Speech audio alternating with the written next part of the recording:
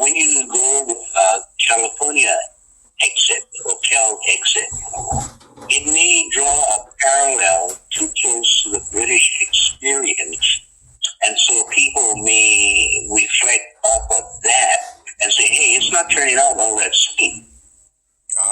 And so what you might want to do is say, independent of any other area, the whole principle of liberation, the principle of the right of people to self-determination. So finding a different catch term to represent that thought would help to overcome the idea of we want to exit the United States. It's not necessary. The result may be exiting the United States, but what you're really looking for is a liberation of a people who see themselves with different dreams for the future, different values, and different historical background. And so I think you build up a much stronger case than just the idea of secession, exiting, and carrying or attempting to now having to fight that history. And so if you don't need to pick up that part of the opposition, it's not necessary. You can still move ahead just on the principle of liberation of people, of all peoples. So anyway, I just wanted to share that with you as some initial thought that I have. Yeah, I that's a good point. So let me just ask: is it okay? Do I have your permission to record the questions I ask? Yeah, sure. Okay. Yeah. Well, before I respond, just for everybody following along. Poka, would you introduce yourself, sir? Who you are, what you're associated with, in your words, and how you... Just because whenever I say this is this person and this is what they do, someone always says, well, technically that's right, but the last word is this. It's the Independence Party, not movement. And my name, so who are you? What are you with? How do you explain what you do? Your words, sir. And this is going unedited, so however you want people to address it. Yeah, I'm sorry. I go through that again because we're going to show this, and I don't want Hawaiian people going, "How you disrespected him by saying his name wrong or his title." And so, how do you call you? Well, first of all, I've never been knighted. Okay. So don't call me sir. I'm sorry. I was raised that way. Just old school. Yeah, I know. Yeah, old military. Yeah, my dad was military. Absolutely. Yeah. Yeah, and that's what they practice. But anyway, I'm how do I define myself? I have been working in the human rights arena for many years. That's where I see my principal work. I was born and raised in Hawaii. And I continue to live essentially in the same place that I've been for the last 70 plus years. I'm married with children, and they all seem to circle around the same compound here in Laenui. Okay. I have been practicing law for the last 40, 50 years. Haven't lost a license, although they've tried to take it away a number of times. And I practice a general practice of law. I practice by myself, and I have also dabbled in the international arena.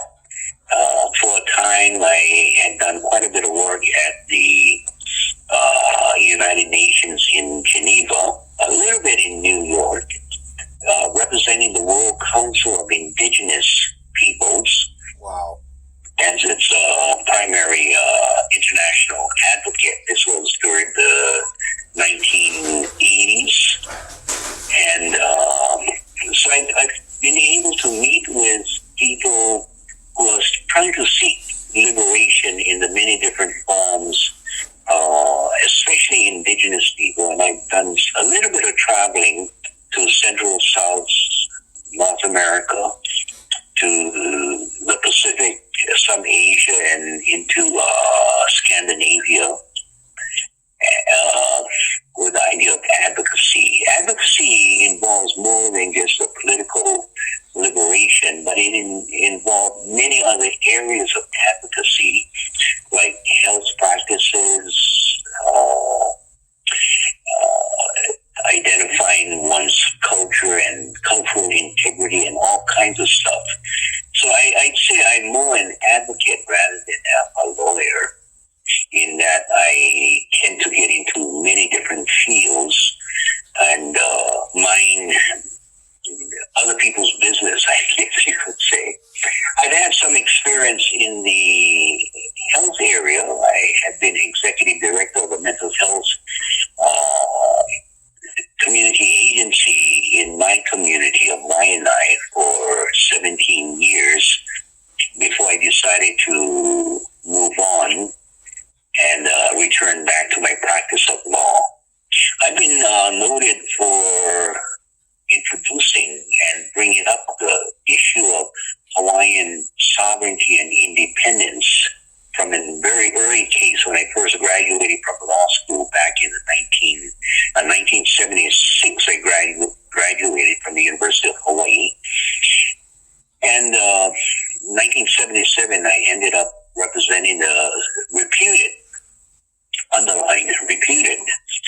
underworld leader of Hawaii in a double murder, double kidnap case. And the issue for me was not whether or not he was guilty or not of the accusations by the United States. The underlying question is, who are these foreigners, the United States of America, right, to come to Hawaii and charge our Hawaiian citizens with their crimes? And so I raised that as our defense. When they charge him and they ask, how do you plead, guilty or not guilty to the double murder, double kidnap? I responded for him and I said, we refuse to dignify this court by answering to your charges. Instead, we ask, who are you foreigners to come in and charge us with your foreign laws? The real question is, who is a criminal in this court? Wow. And that wow. That was sort of the beginning of the Hawaiian sovereignty movement. And from there, we moved to other cases, myself included, where the federal district judge threatened to take my license away because I refused to say that I was a U.S. citizen, and challenged whether or not I could practice law in his court.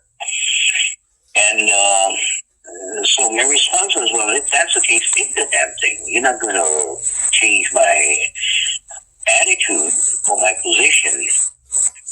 Well, he didn't do anything, but he knew full well that he could not take it away. The U.S. Supreme Court has already said that people who are not U.S. citizens are able to practice law in any of the courts of the United States. Really? So it does take a bit of research. There's a lot of things occurring. On one hand, there's the legal issues. On the other hand, there's a political and public issue, and one needs to be aware of all of these things. The theater behind it, and the legality and the protectiveness. So in making a movement move ahead, you have to be conscious of the many different factors that will play in.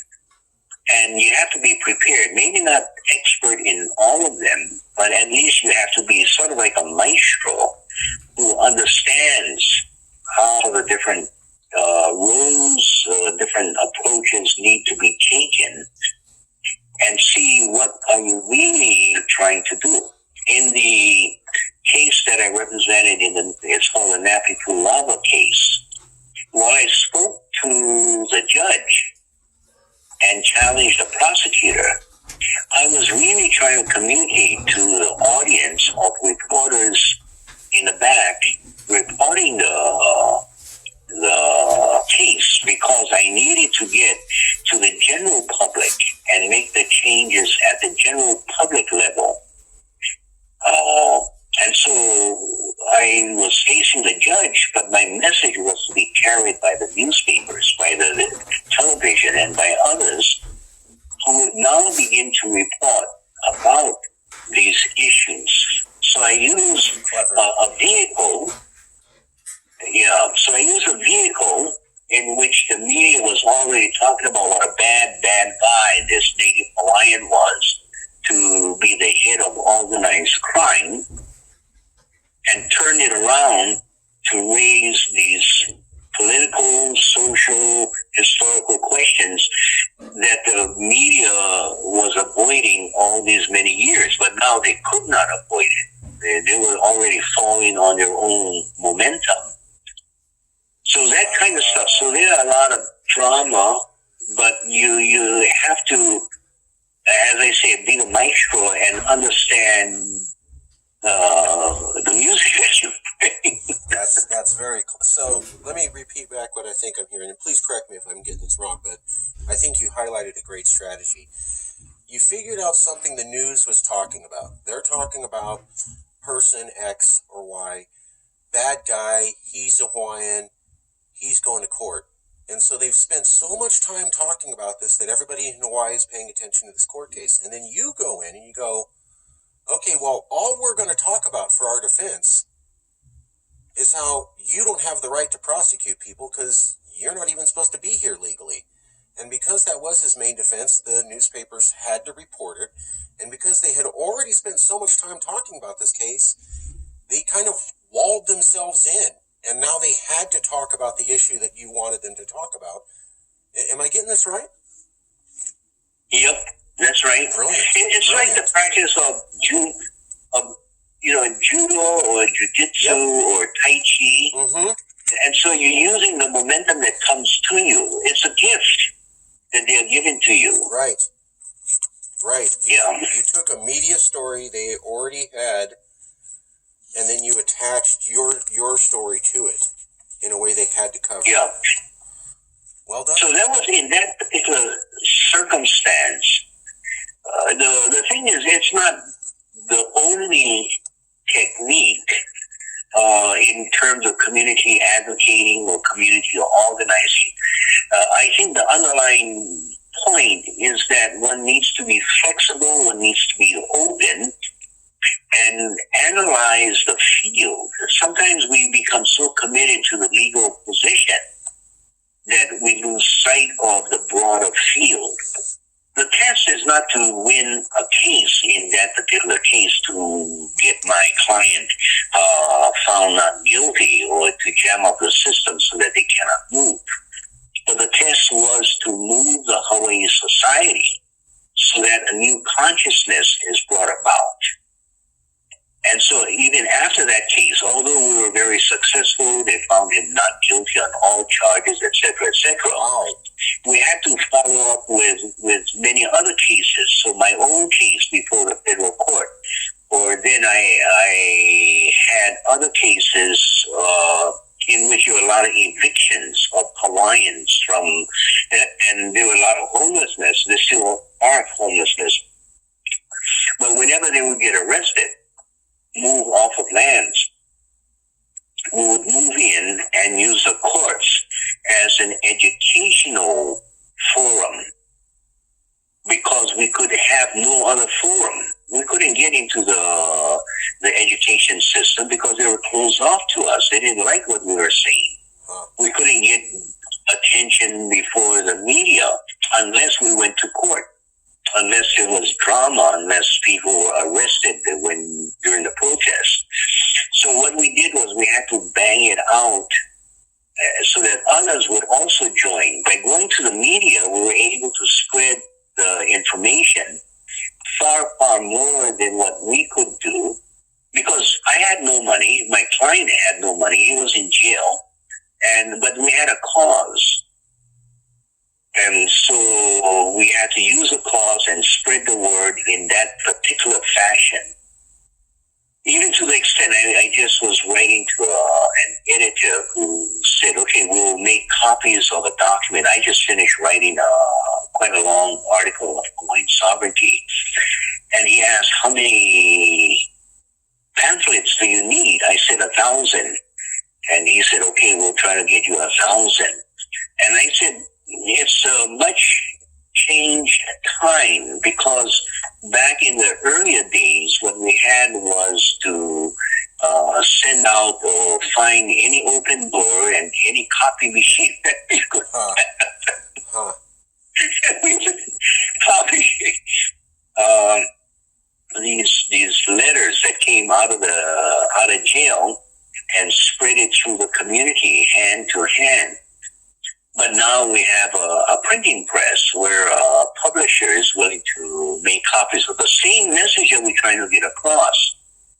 But now more people are talking about it. People are contributing. It's becoming much more vibrant than just one attorney trying to say one thing. So it's a build-up. It's a movement rather than a single campaign. It's a cause. Well, let me ask you though. I was looking into Hawaii independence, Hawaii sovereignty, and I came across your name, Poka Laenui. Could you say your name for the audience? Am I saying that right? Yeah, my name is Poka Laenui. I have another name, and I'm licensed under Hayden Burgess. Okay. So, yeah, for a number of years, I have been known as Hayden Burgess, and then when I studied with Kupuna, and anyway, she said that I needed to take this Hawaiian name and the importance of naming in the Hawaiian tradition. So it's another story that maybe one day we can get into, but not necessarily relevant to this discussion. So I do carry two names. And some people say, yeah, when you're trying to escape the attention of the FBI, you switch names, don't you? I don't know, that's not the reason for it. No, I get why. It's decolonization, right? I mean, this is mental decolonization, pulling yourself back consciously from a system that you didn't ask to be part of, but you just... Yeah, there's a lot of cultural... In Hawaii, the movement involves a lot of cultural aspects to it as well. I'm not saying that all movement has to involve that kind of indigenousness, but in Hawaii, that is a very important part of the overall movement for self-determination. And so, as I say, you have to take into consideration the many different factors of our specific situation. So I gotta ask you, so I was looking into Hawaii sovereignty, Hawaiian independence. I'm not asking this as a question. I noticed there were multiple different movements, but what captured my attention was that you seem to be the only person, correct me if I'm wrong, that was trying to build a suit legally to go to the international court or international audience or UN and say, hey, the way America grabbed Hawaii is not legal under international standards. It was an independent nation. It operated as one, mostly. Mm-hmm. Then warships came and said, yeah, we're taking over all of this. And then the people who lived there didn't get a vote. They brought in a bunch of white people and then they said, oh, these white people get a vote, but the people of the area don't get a vote. And then they said, oh, what do all the white people choose? They want to be part of America as a territory and state, and then that's accepted as legally. So the military invasion, the unacknowledgement of being an independent nation, the disenfranchisement of certain ethnic groups for the vote, all of that's illegal and would never be tolerated under modern international law. And so you were putting together a case saying, why is this still legal? If we know this is a horrible thing to do, why does everybody act like Hawaii is legally part of America when you would say under international law, in Iraq and in parts of Africa, no, you don't get to do that.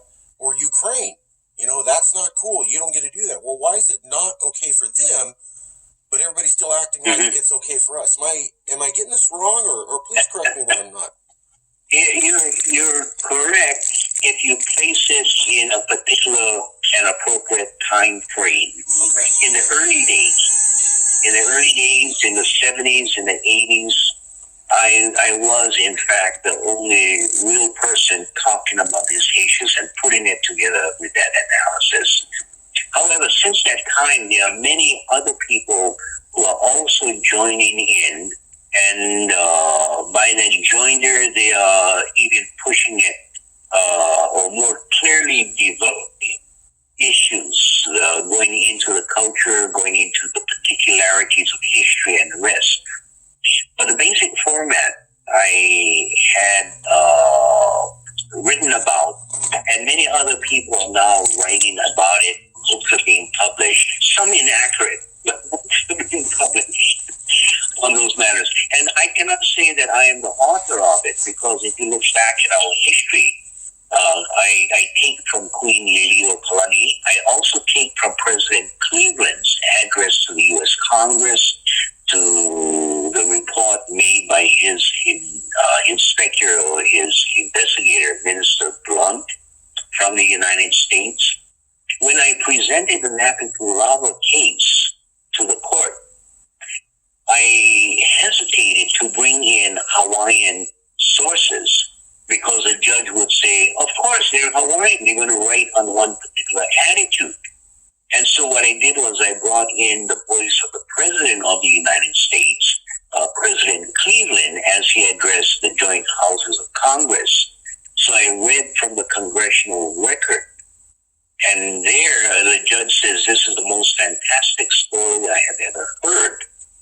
He would probably not have said that if I was reading from Liliuokalani's Hawaii story. Right. And then it would be the same story. But so you have to also look at who the messenger is and who the audience is. For the U.S. court audience, I need to use authority that they cannot squeeze out of. Right. For my Hawaiian audience, I talk about our queen. So it changes, but I'm sort of like a redactor or the reporter, and not really the inventor. I'm certainly not the inventor. I'm just part of that history of this movement. Who are some of the other people that are names out there that are working on making this legal case? Well, one person, and I'm closely associated with him more recently, is Leon Siu, S-I-U. He was with a singing group, Leon and Malia, back in the 70s and in the 80s, and quite popular. But what he has done is he has essentially put this aside, and I've left the international advocacy because, one, I couldn't afford it.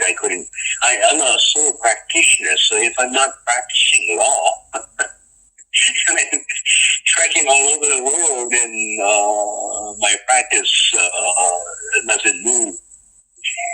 So I've been paying much more attention to the Hawaii scenario and some of the concerns here.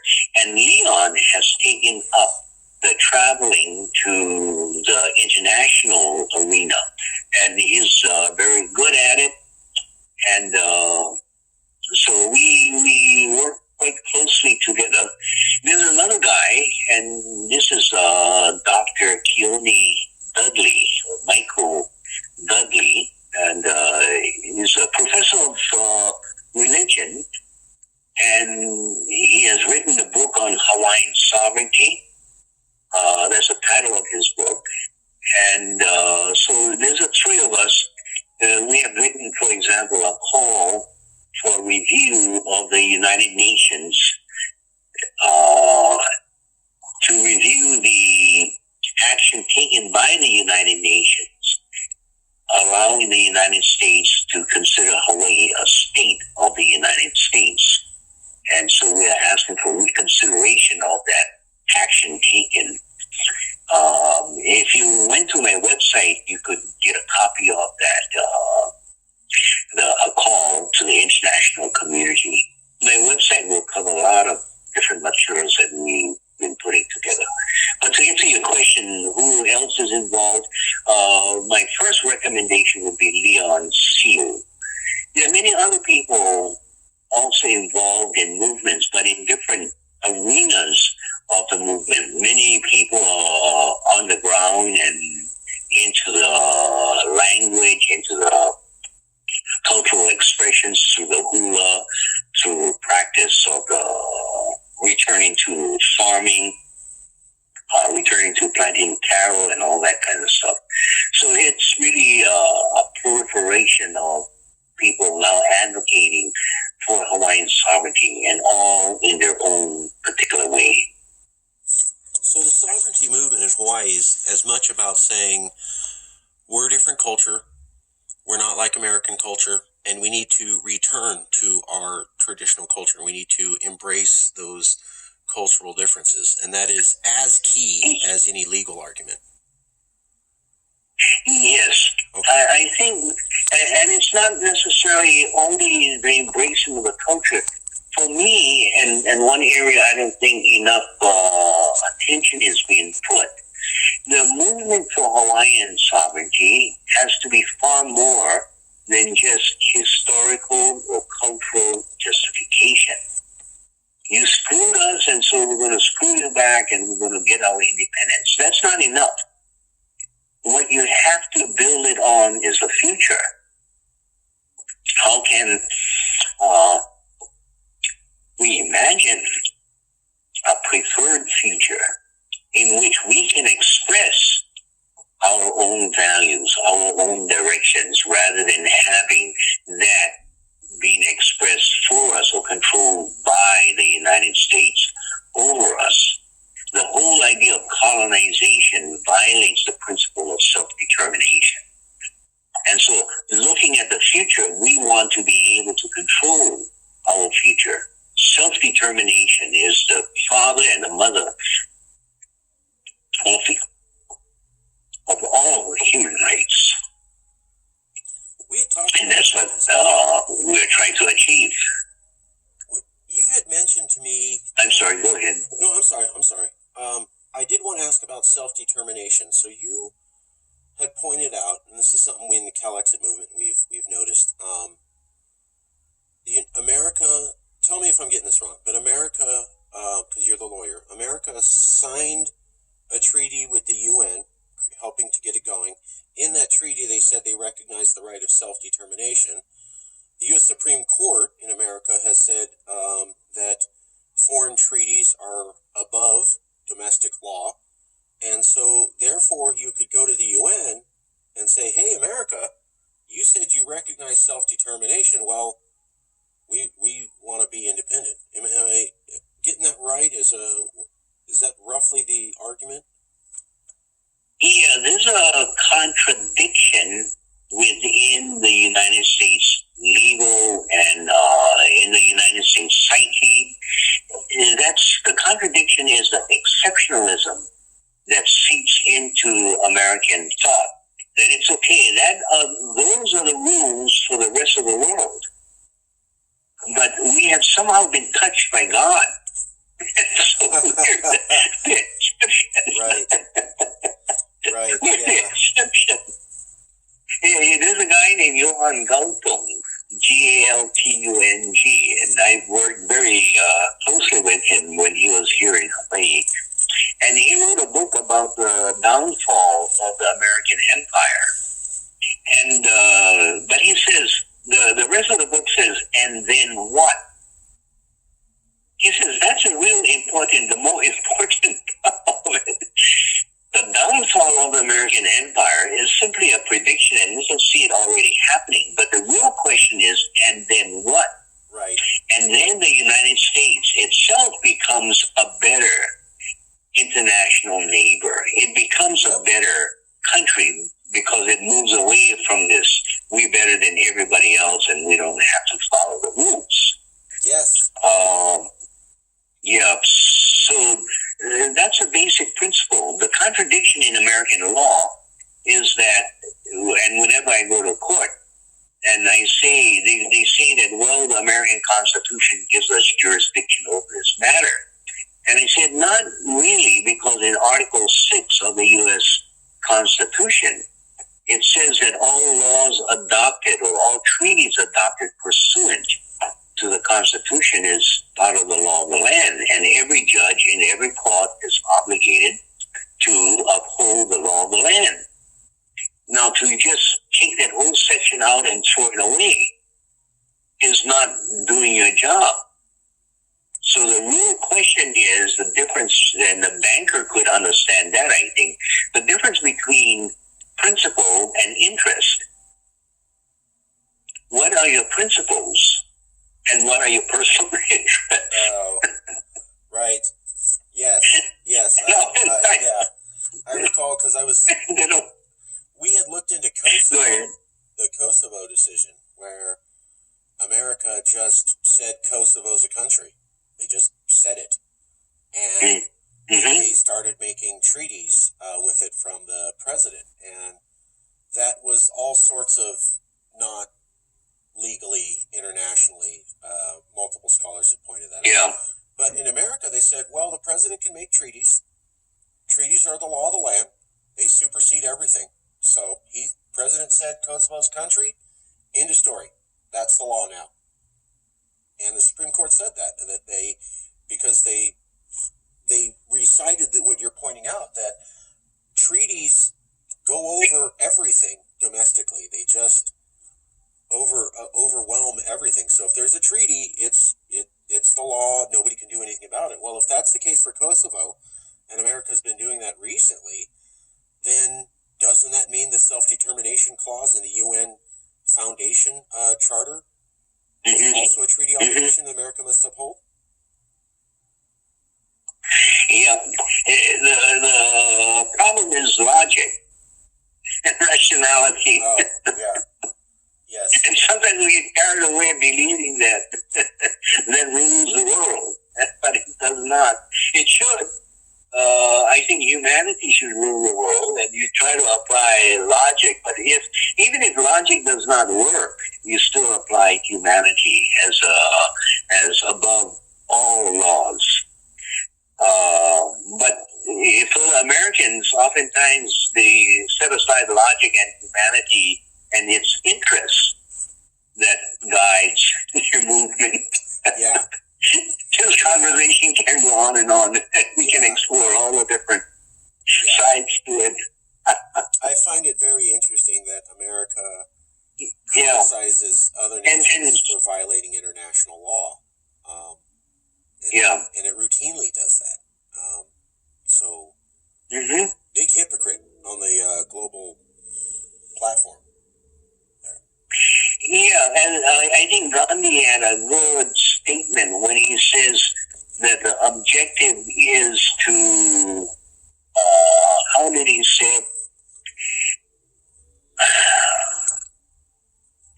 I forgot the nice terms that he used to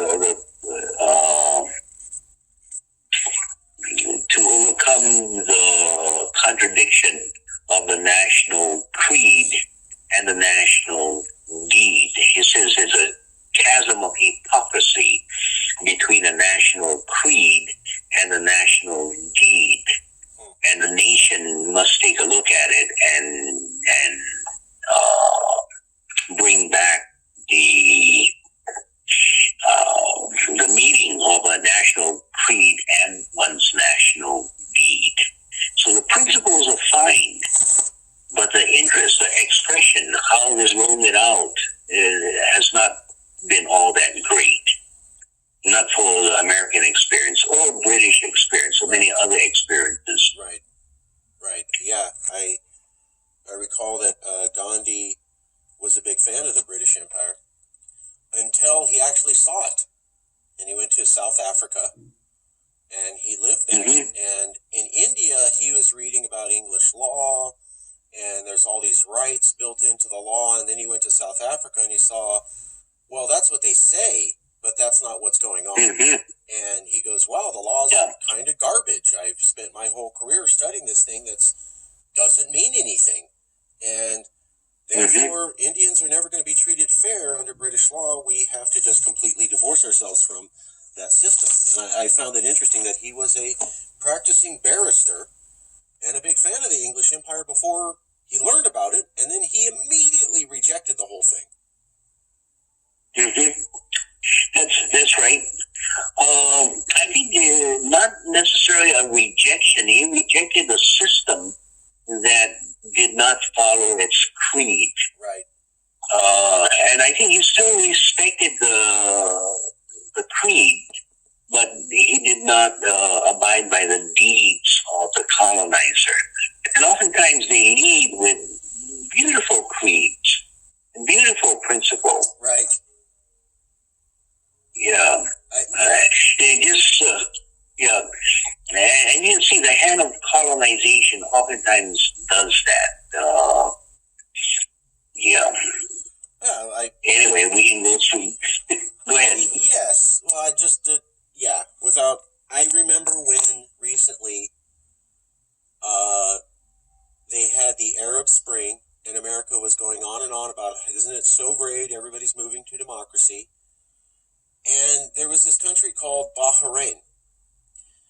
And Bahrain is ruled by the Sunnis, but the majority of the people are a separate ethnic group.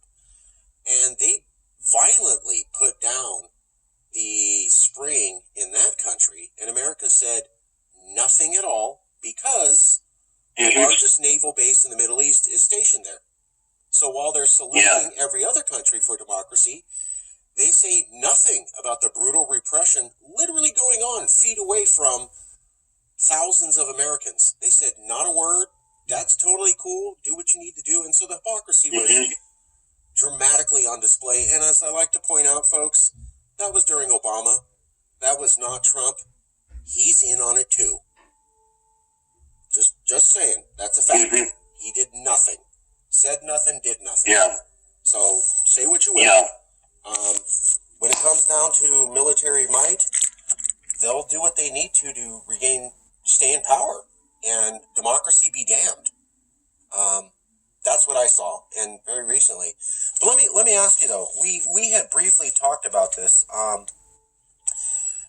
When I hear the arguments that the Hawaiian sovereignty movement's making, and the way you're going about it, saying, "Hey, we were forced to become part of this government in a way that you don't say is legally now." Let me run something by you.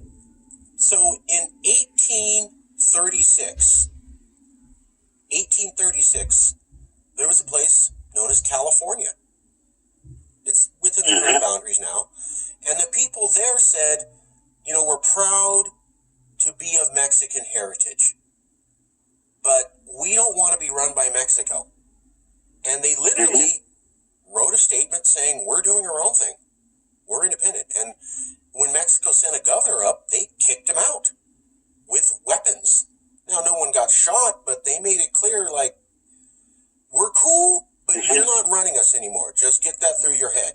Yes, we're not unproud to be of Mexican heritage, but we're kind of doing our own thing here. And by the way, we have this thing where we're part African American and part indigenous and part Filipino and I think a little Hawaiian and maybe some Japanese and Puerto Rican and Scottish and French. And yeah, everybody speaks Spanish, but we call ourselves Californios. And we have a different identity than you in Mexico, and we declare independence. So they were independent and basically de facto recognized as such by the Mexican government for about a decade. Then, illegal immigrants who did not have the right forcibly came into California from America, and they violently took over the government. They shot everybody who disagreed, and they brought in the American military, and they held it under military occupation for about 5 years. Then a military general said, you need to become a state. And what they did was they built the Transcontinental Railroad, and they brought in a bunch of Caucasian people from Boston, New York, and they were there for a year and a half, and then they said, okay, everybody who's brown-skinned, except for maybe 100 rich Mexicans. So thousands of you upon thousands, you don't get a vote at all. 100 rich Mexicans get a vote, maybe 14 only when it really got down to it. And then everybody who's white and just got here in the last year, you get a vote. And then they held the vote and they go, well, looks like Californians chose to become part of America. And I think what you're saying is under international law, when you ethnically violate voting rights and disenfranchise people based upon ethnicity, and then shoot anybody who disagrees, that's not legal under modern international recognition. Am I getting that right? Under modern international law, it's not legal. What you will run into is people will say you cannot apply modern standards to a period of time previous, because if you do that, then you're going to disrupt every government that now exists, which is not a bad idea. I think that's the argument you're going to run into. I think it would be essential that you also establish, for example, that treaties or executive agreements or the institution of an independent nation of California, if you have any documentation, that would be significant in bringing that about.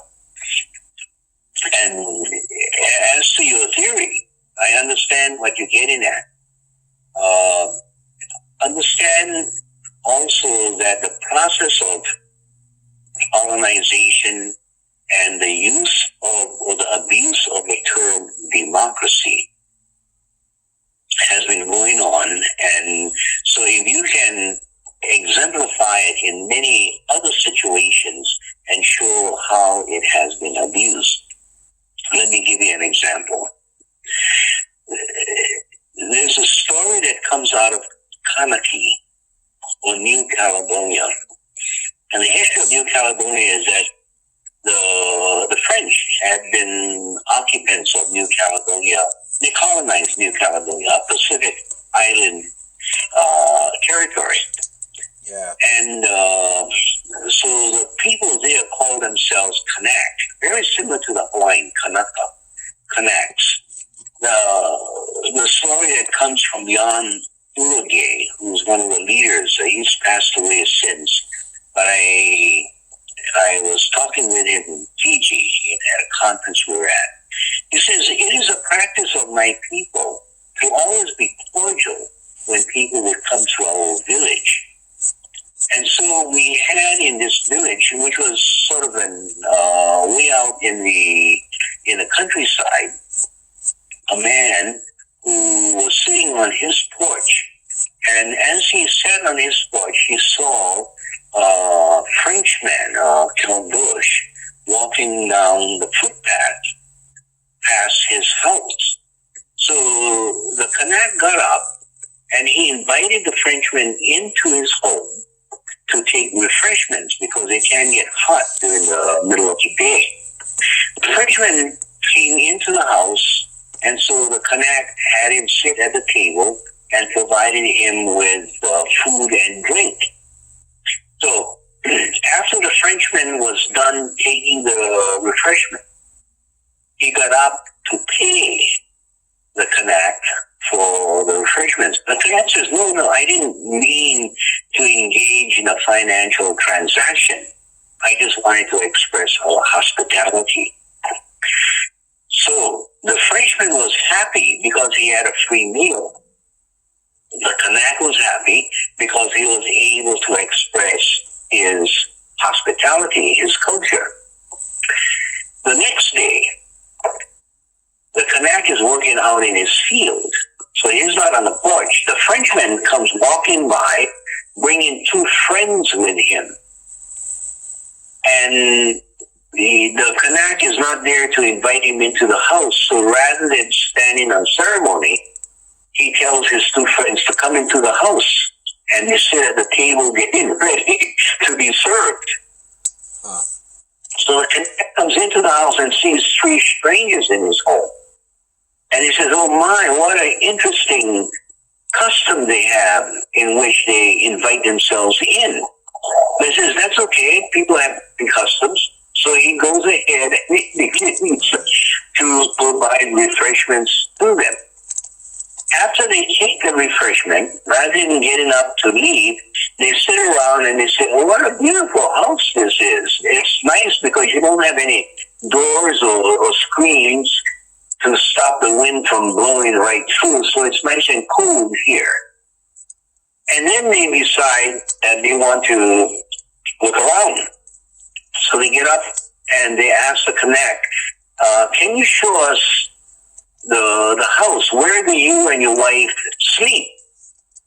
And there's just a Kanak and his wife who lives in that house. So the Kanak is thinking, oh, what a strange custom to ask for that such questions.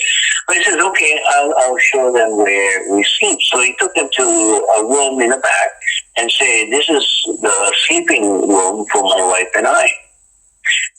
So one of the Frenchmen says, we like this room. We want to move in. The Kanak is getting up, sort of perturbed. And he says, but if you move in, where will my wife and I move to? And the Frenchman says, well, you can go out in the kitchen, or even better, go out on the porch. Now, that turns into an insult after a while. So Kanak is very angry with the three Frenchmen telling him about the taking over his room. So he takes a stance getting ready to fight with the three Frenchmen. So one Frenchman steps in and says, wait, let's not resort to violence. Let's not be so uncivil. Let's settle this dispute in a logical, democratic way. Let's take a vote.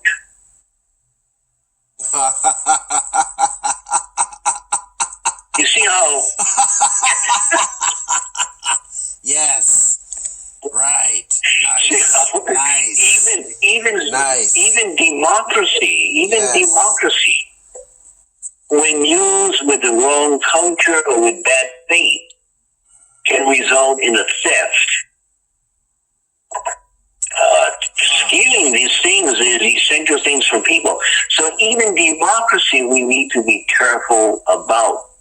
Good faith, humanity is above all of these laws. That's good. Okay. Well, Sorry for the long story. Great. Do you have any contacts with the Caledonia independence? Not much now, since I've not maintained an active activity there. But I do have some people who are in New Caledonia and watching the independence movement. But this person who told me the story, Jan Uruguay, has subsequently passed on. He was one of the leaders for the independence movement. But that's that story, and that sweeps across the Pacific and many other places. How they use the French have been very well known for doing that, whether it's in New Caledonia, where the percentage of the population was 2 Kanaks to 3 Caldoche, or in other French colonized areas. The Americans are also the same way, what they did in Hawaii. Right. And what they did in Alaska. But those are the common tricks of colonizers.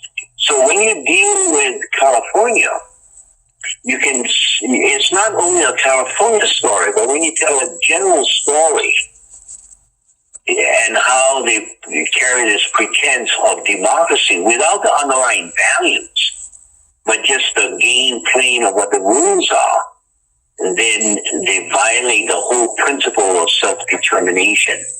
That is a story that you need to tell. It's a similar story with California, Hawaii, and Alaska. You come in, you don't let the actual people there vote. You ship your own people in and you hold the vote of them and say, well, everyone voted, which they didn't. Yep. And you say, well, that's... And they really... Yeah. They redefine the self. Instead of self-determination, it's an altered self. Nice. To limited choices of determination. This is a Hawaii situation. We had altering the self. Go ahead. No, go ahead. No, so it's a common trick, and you can, if you explore many other areas, and the same thing. They disenfranchise the people that they don't want voting. And it's still going on in the United States about that. That's been going on. Yeah, that's insane. We talked to the former vice president of the Alaska Independence Movement, and he said exactly what you said. The way they made Alaska part of America was not fair and illegal under international law, and so it's just and if you read the call for a review of the resolutions taken by the United Nations General Assembly, again, it's on my website. You will see the recitation of both Hawaii and Alaska. We're trying to show the cases of both Hawaii and Alaska. Nice. In Alaska, they not only allow the U.S. military, usually when you have an occupying force, they cannot participate in your vote for self-determination. But instead, the United States paid the military to go and vote. Huh. Isn't that crazy? Well, I mean, California was unknown to most Californians. We were under military occupation and controlled by a general when they held that vote for California to become a state. So you literally have an occupied territory with soldiers, with guns, holding down the population, and a military commander running the government, and they hold the vote underneath that. Now, under international law, that looks like an agreement made under duress, but no one brings that up, and they just go, and they even celebrate Ascension Day here in California, and they teach the kids.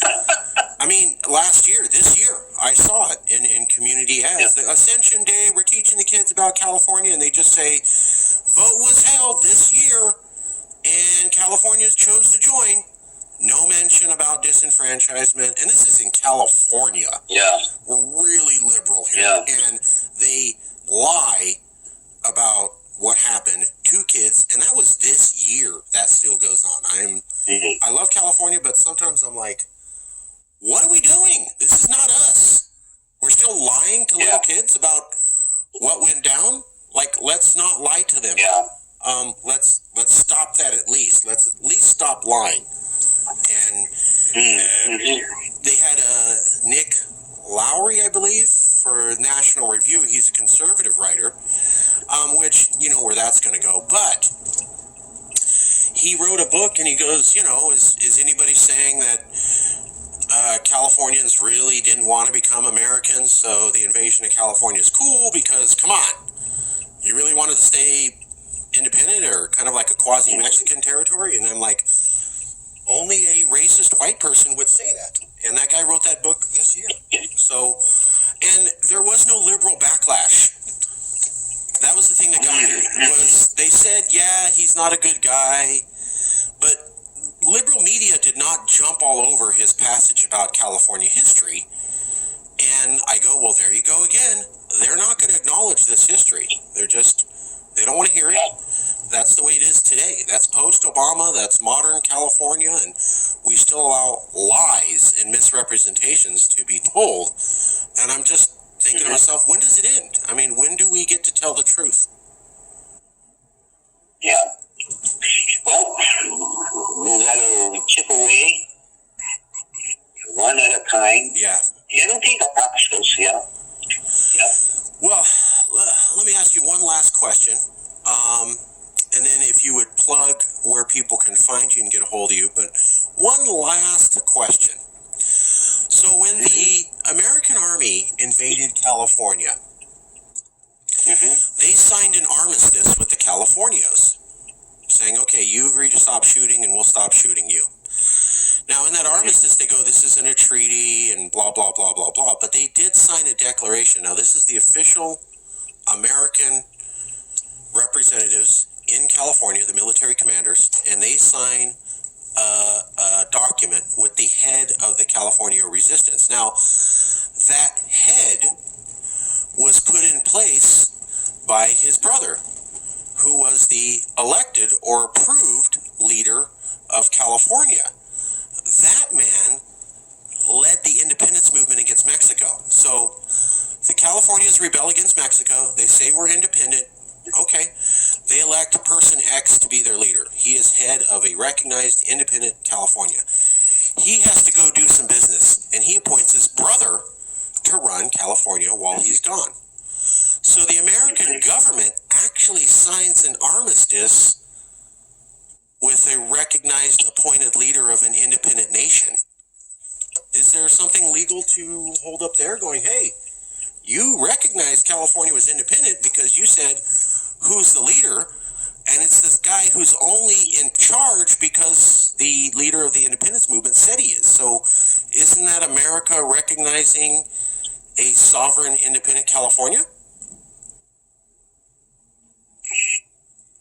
Yeah, I don't know who the American representative was and what the authority they carried to give that recognition. Was it under the authority of the president, or was it really a military officer?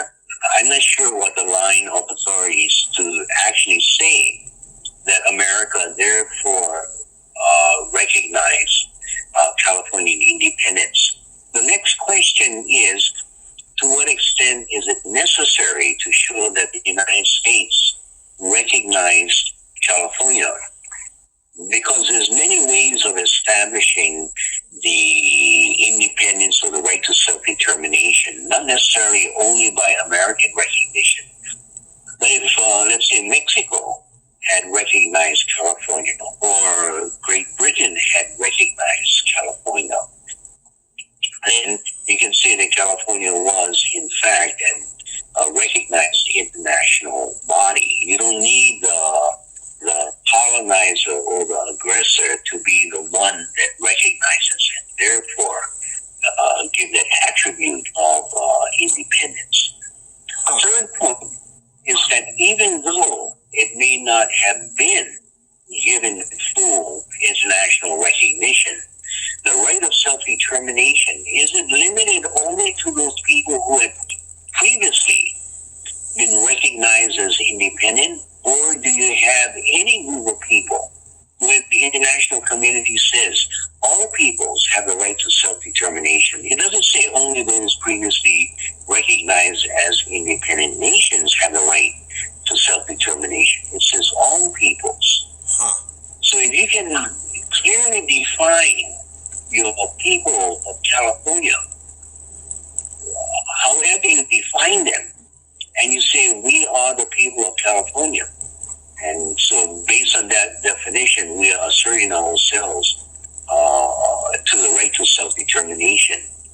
It may be a slightly easier case to say that previously we had been recognized. In a Hawaii case, the recognition has been so repeat throughout the world. Almost every recognized nation had recognized, we had treaties and executive agreements. So there you have a strong foundation, but it's not necessary.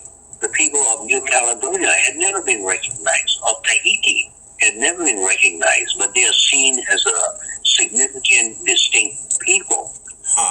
Just that gives them the right to self-determination. Okay, well, let me ask you, where can people find you? What websites are you on, and what websites should people look at to learn more about independence over there? You know,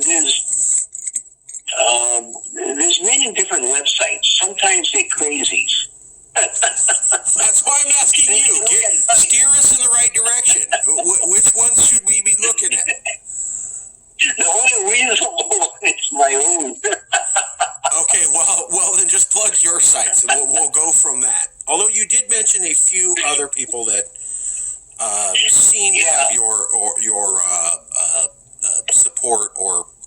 feelings towards? There are many other websites where you go in for Hawaiian sovereignty of independence, and be careful because there's a sense of tyranny of the how do I say it? Tyranny of modern technology. Many of us come from old school. Computers for us have been modern. It's new. And when I graduated from law school, we didn't have computers. And so I had to get into knowing how to use it. And I'm still very dependent on other people asking them to, hey, can you set up a website for me? Yeah. So you have those who just came out of schools, highly trained, and they can put up the most beautiful website. And others are struggling along, and we usually use telephone and radio and other things. Yeah. So I would recommend just researching, and there's many others who have put up website, and rather than recommending any particular website, keep an open mind, use logic, and use humanity above what the laws may say. You can, of course, use rationality and try to interpret this law and say that these contradict that other law and all that stuff. But above all is humanity. That is where the focus will be. Yeah. Well, how can people find you? What's your website or site that you're on? And if people have questions for you. Okay, mine is on HawaiianPerspectives.org. Okay. HawaiianPerspectives.org. Yeah, and if people want to write, they can send me an email at Laenui@HawaiianPerspectives.org. Could you spell that for us, brother? Yeah, Laenui is spelled Laenui at Hawaiian Perspectives, PERSPECTIVES.org. Okay. Yeah. Any last comments or things? We're going to get this up and we will get you a copy. Before we go, though, what last thoughts, things you want people to think about, do, maybe some homework to think about when they go home? I think just remember that self-determination is a father and mother of all human rights. Don't lose sight of that guiding principle. We continually work in the area of human rights, but what we also need to do is move to a new generation, and that is not human rights, but human care. And we need to develop that aspect of our moral fiber to bring about greater humanity in all of our societies. I think you were talking... Somewhat broad right now. Yeah, I'm sorry, go ahead. No, please go ahead, please. Yeah, so it's somewhat broad, but think about that as really the final goal. For me, a lot of people say, well, what is your goal? It's Hawaiian independence, right? And I say, no, it's not Hawaiian independence. It's to bring about a more just society, a more fair society, a more humane society. If we bring about independence, but we repeat the same kind of selfishness that continues, what good is the movement? Unless we are willing to dig in, explore, and come out with values that are worth the movement is worthless. So it really comes down to what are the values, what are our hopes, dreams, aspirations. And for that, We need to take our time, engage in conversation, look not only into our own history, our own culture, but look beyond that. Look at other people and engage in other thoughts. It has to be a very wide, open discussion. Otherwise, we end up with one overthrow after another overthrow because we have not followed the full process of dreaming, of sharing, and coming to a consensus of where we are going. So people may come out and say, well, I have one justification. We were an independent nation, or we are a different people with different values, or we need to stop nuclearization, or whatever it is. There's so many interests in this movement. A single interest is not enough to make the movement. We need to be comprehensive and involve all of these things. It's, again, you got to play the maestro in order for the music to carry out its fullness. So I think that's my closing thought. Well, I gotta ask though. You had written a paper, I believe, called Deep Cultural Recognition. I believe something along those lines. Could you tell people about that paper? Because I think you were hitting on some of the concepts found in that document. Yeah, well, what I'm saying is that we need to explore this concept called deep culture. And oftentimes people say, what the hell is that, deep culture? It's too ethereal that I'm not sure what you're talking about. But it's important. And the reason I call it deep culture is because if you just look at culture at the surface level, is what kind of clothes we wear, or what kind of food we eat, or what our discussion, what language we speak. There's a surface level of culture. But there's something deeper in society in how we behave, how we treat one another. It passes through the language we speak. It passes through the customs that we practice. It passes through even the religion that we practice, although we think that religion is very deep. But there's a different sense of how we treat one another. Right now we have in Hawaii, we have two cultures that sweep through our society. One is a culture that I've identified as domination, individualism, and exclusion. That is highly represented currently by the American legal system, the judicial system, the environmental system.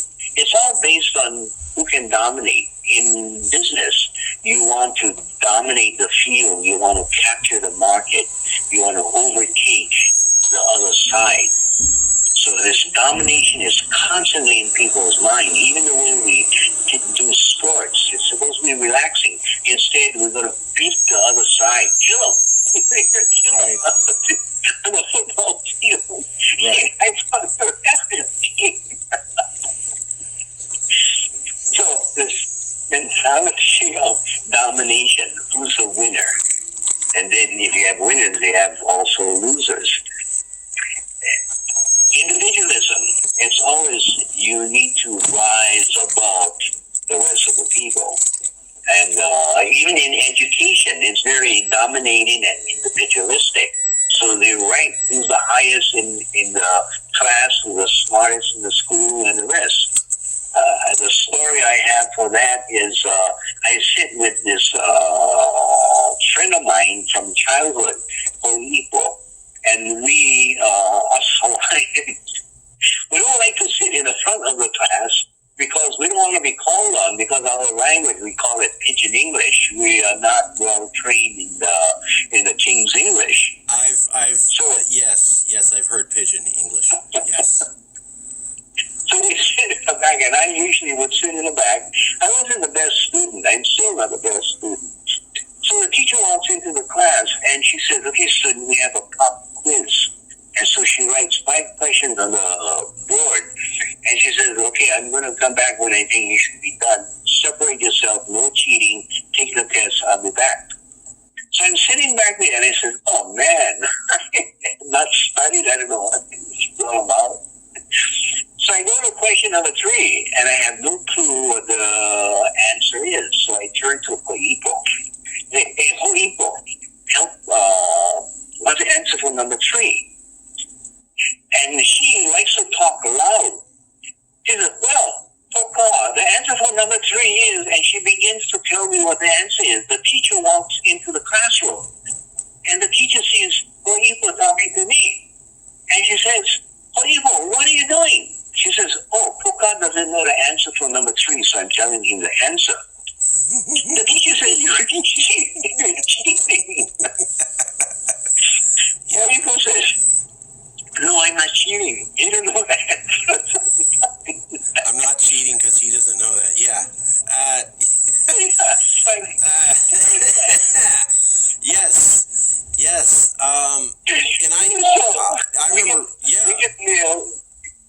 We get mail for cheating. Now, you ring the bell.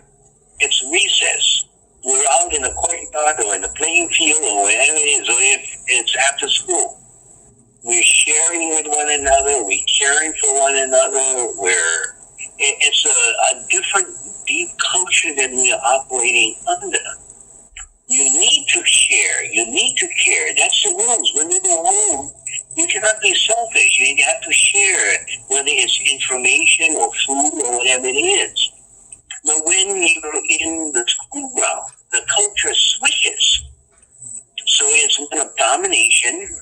Who is smarter than the other? It's individualism. And if you're not within that group, then they exclude you. It's exclusion. That's a culture of what I call the DIE culture. That's the way we handle the environment. If you own a piece of a deed, then you cut down the tree. Never mind the birds that use the tree and need the tree to inhabit the tree. Never mind the people who use it for shade, but it's yours because you have the deed. You can dominate it. Right.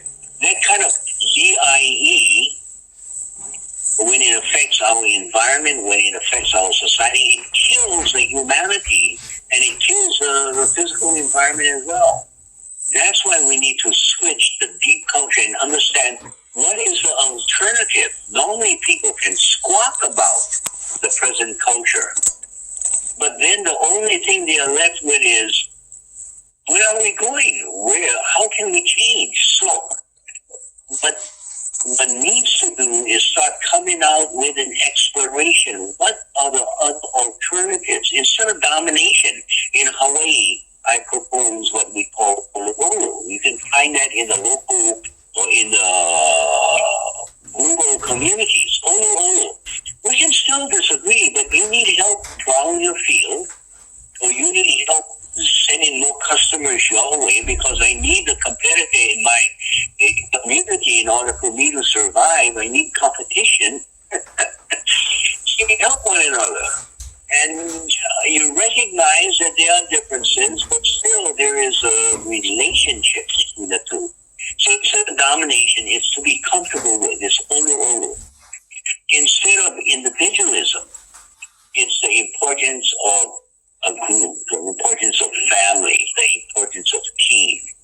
So it's what we call in Hawaiian, lokahi. And instead of exclusion, it's always aloha, to be including, incorporating with love, with compassion. It's a different culture, different methods of operating. Whether it's in California or any part of the United States or in Europe or other places, you will find you have a number of deep cultures flowing in that community, but we tend to allow the DIE culture to take hold and to control so many of the societies, while the people themselves are operating under a different culture, or trying to find some foundation for a different culture. In Hawaii, I propose the Ola culture, olo, lokahi, and aloha. In the Hawaiian language, it means life, it means health. We need deep cultures that are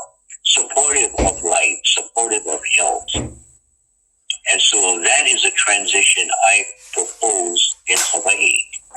Every place should find their own that they feel comfortable with and drive to those deep cultures. So that's the idea of deep cultures. We need to explore them and identify what are our hopes and dreams for our future. What kind of deep culture do we operate out of? Some people say, no, I'm not affected by it. There's only one culture. I did a radio interview with Desmond Tutu. Wow. When he was in Hawaii, I didn't use the interview because his energy level was too low. And, but he was tired. He had just traveled. But at that time I said, isn't it the case that the reason for the problems that we have in the world, it actually comes out of the book of Genesis? He says, what do you mean? I said, well, and then I cited him certain passages in which God created the heavens and the earth and he created man, and then he said you have dominion and control over all of the things that you see before you. And once you brought in that concept, you separated man from the rest of society. And then what happened is man then separated himself from the rest of other men who didn't see or who didn't look like him or her. And that is the root of this domination mentality.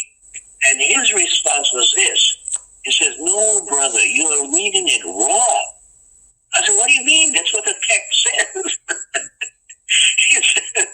That's what the text may say, but it's how you read it. What is a culture?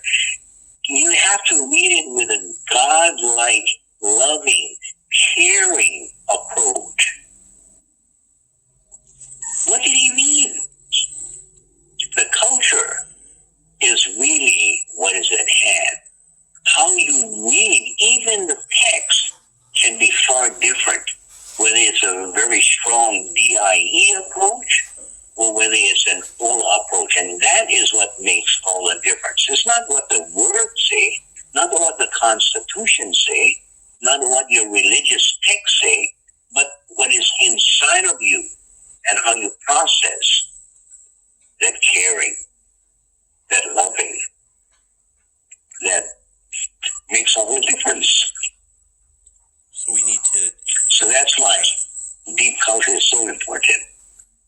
When I was looking over the essay, and I encourage everybody to look at the essay by Poka Laenui on deep culture and Hawaiian sovereignty, and my understanding was that you were saying you have this existing dominant culture that's about I control, I dominate, mine, I'm worried about me, I do what I take to win, competition, win at all costs. And if you're going to become independent, are you just changing the name of the store, and then the store's still the same? Because that's not so good. If you're really going to become a nation, why aren't you thinking about traditional Hawaiian values, which I think can apply to everybody, of we're a community.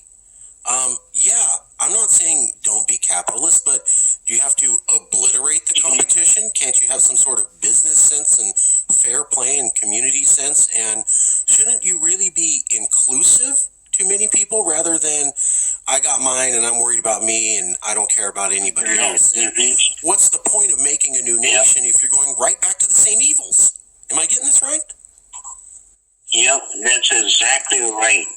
Are we leaving the institutions and the mentality in place, or is this upheaval to change and to examine all of these things?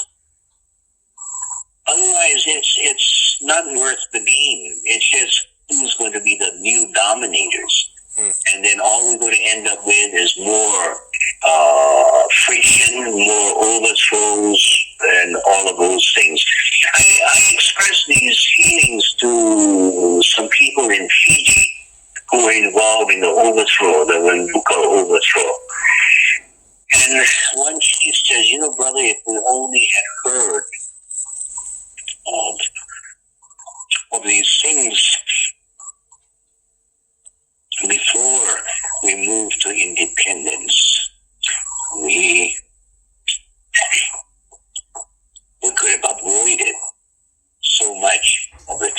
that we have subsequently come into.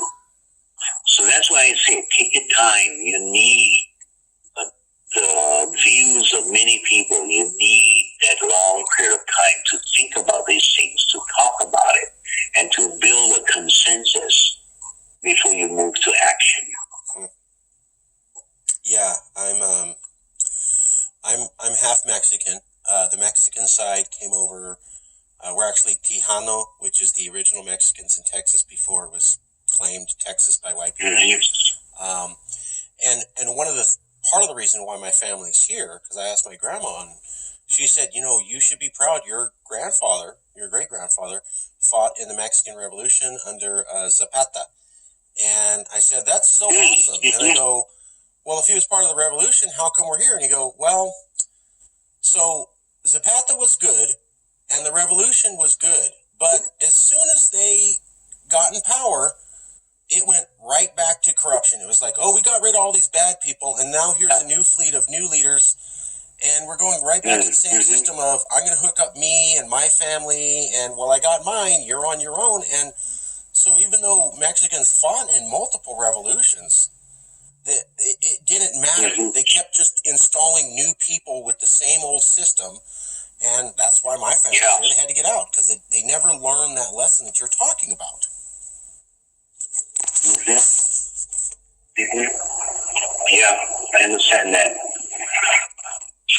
It's true. It's true, and I exist here because Mexican people, God love them, and I'm very proud to be Mexican, but I am not a fan of the government down there. And I think it's because they never learned that existential reformation or renaissance that you're getting at. And I would back it up with a personal history that, if you're going to become independent and you're going to reform your nation, don't do the same old, tired, European-based, patriarchal garbage. At least re-examine it. Mm-hmm. And that's why a lot of others, including Gandhi, and including who's that, Marshal Tito, you can do very good for the country while you are the leader, but if you fail to provide for the leadership to follow, then you're only one lifetime, and that's not worth it.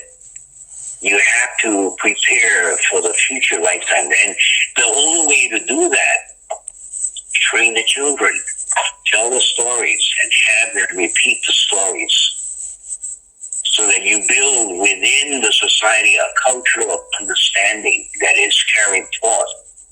What we need to do is move away from that heavy emphasis of individualism, that it's one leader who has a charisma who's going to lead us. Right. Instead, you need to build a philosophy. You need to build a culture, so that wherever it comes from, you have a whole army of generals who can all take up the leadership. They all know innately the direction that we need to go, rather than being dependent on one individual. That's why we're having these CALEXIT conferences, so that everybody gets to speak and become developed and meet each other, and we can train new people to step up and speak.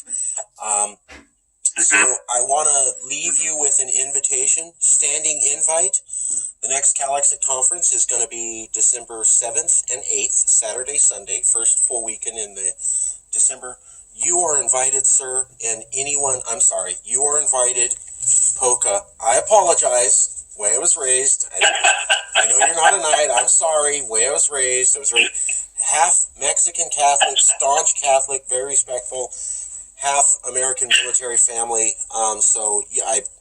you know what I meant. Standing invitation, if you can make it, or we can Zoom you in, or anybody else that you feel properly represents the Hawaiian movement and you'd like to bring on with you, standing invitation for this 7th and 8th, and if not, anytime you can, we'd love to have you on Zoom and interview you and other members of the movement. Okay. Well, thank you. Thank you for the invitation. I'll send you some more details on email, and I'll send you this interview very soon. Okay. Okay. All right. Thank Take you. care. I will email you soon. Okay. All right. Aloha.